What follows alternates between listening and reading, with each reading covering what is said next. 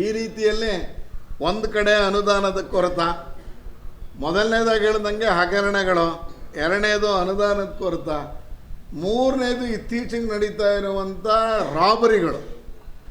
ಅದಕ್ಕೆ ಸನ್ಮಾನ್ಯ ಗೃಹ ಸಚಿವರು ಎದ್ದೇಳು ಮಂಜುನಾಥ ಅಂತ ಏನು ಹಾಡು ಬರ್ತಿತ್ತೋ, ಎದ್ದೇಳು ಪರಮೇಶ್ವರ ಅಂತ ಹೇಳುವ ಮಟ್ಟಕ್ಕೆ ಇವತ್ತು ನಾಗರಿಕರು ನಿಂತಿರುವಂಥದ್ದು.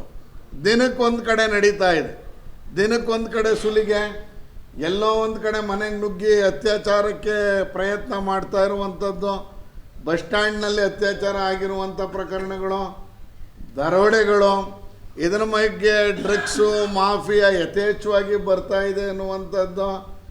ಅಂದರೆ ಒಟ್ಟು ಕರ್ನಾಟಕದ ಜನಕ್ಕೆ ಒಂದು ನೆಮ್ಮದಿಯ ವಾತಾವರಣವನ್ನು ಗೃಹ ಸಚಿವರಾದಂಥ ಡಾಕ್ಟರ್ ಪರಮೇಶ್ವರ್ ಅವರು ನೀಡಿಲ್ಲ.